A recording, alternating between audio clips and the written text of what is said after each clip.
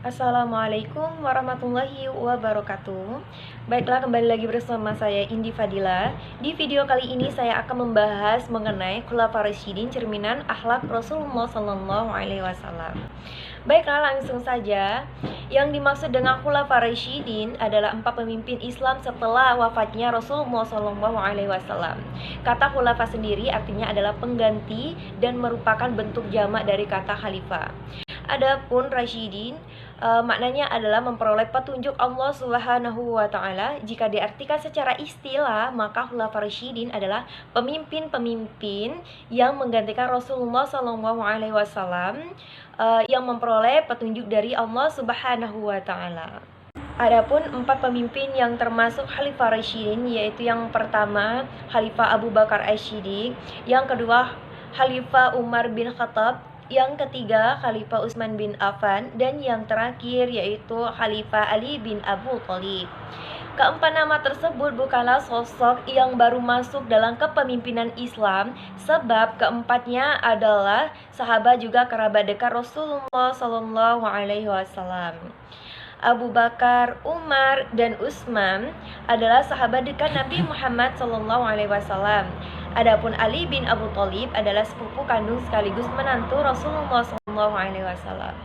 Baiklah, kali ini kita akan memasuki beberapa pembahasan, yaitu mengenai 4 biografi Khulafaur Rasyidin. Yaitu yang pertama, Abu Bakar Asy-Syiddiq.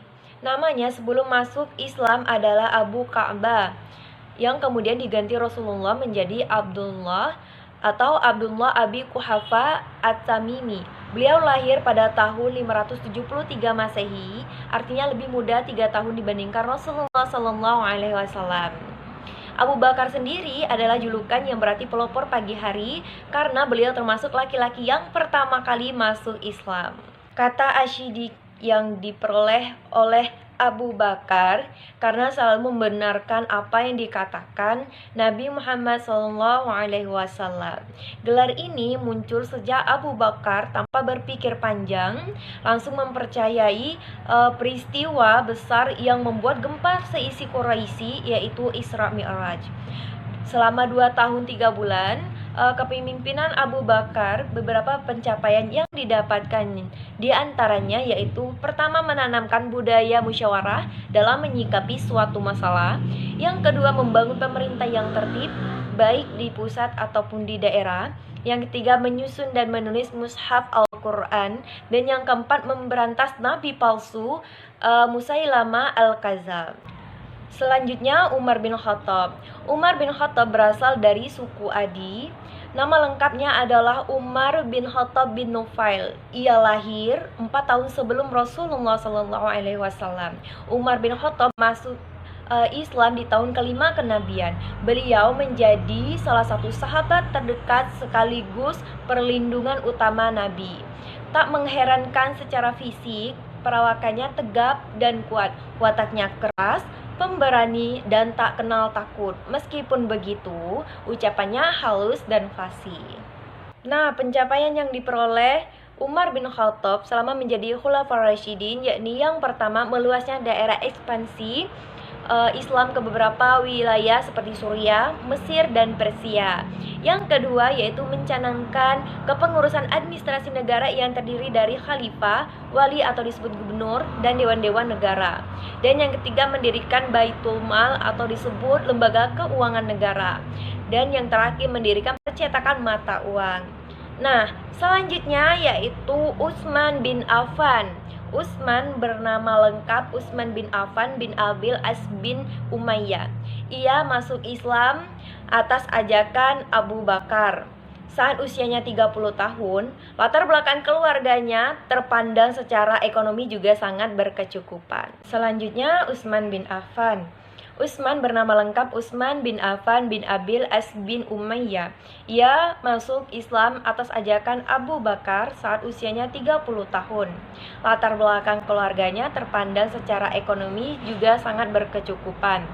Tetapi kepribadiannya sangat sederhana dan terkenal tak tanggung-tanggung dalam menyalurkan hartanya di jalan Islam. Utsman mendapatkan gelar Zunnurain, karena menikahi dua putri Rasulullah, Ruqayyah dan Ummu Kalsum, berurutan setelah salah satunya meninggal. Sebagai khalifah, pencapaian beliau yang paling terkenal diantaranya adalah yang pertama, menyeragamkan cara baca Al-Quran dan mengumpulkan serta menyusun dalam satu mushaf. Yang kedua, menertibkan tugas administrasi kepemerintahan. Yang ketiga, membangun sistem militer angkatan laut. Dan yang keempat, membangun bendungan. Selanjutnya, Ali bin Abi Thalib. Ali bin Abi Thalib adalah putra paman terdekat Nabi, Abi Thalib. Ia dilahirkan 10 tahun sebelum Nabi Muhammad diangkat menjadi Rasul. Ali menjadi orang pertama yang masuk Islam dari kalangan anak-anak, saat itu usianya baru 10 tahun. Beberapa prestasi yang diperoleh oleh Ali bin Abi Thalib saat beliau menjadi Khulafaur Rasyidin, antara lain yang pertama, menyebarkan Islam hingga ke daerah barat India. Yang kedua, menggantikan pusat pemerintahan Islam dari Madinah ke Kufah. Yang ketiga, menggantikan pejabat-pejabat yang dinilai kurang cakap. Dan yang keempat, memajukan ilmu nahwu dan bahasa Arab. Nah, itulah biografi keempat Khulafaur Rasyidin dalam sejarah Islam. Semoga kisah dan pencapaian besarnya menjadi pelajaran untuk kita semuanya. Akhirul kalam, wassalamualaikum warahmatullahi wabarakatuh.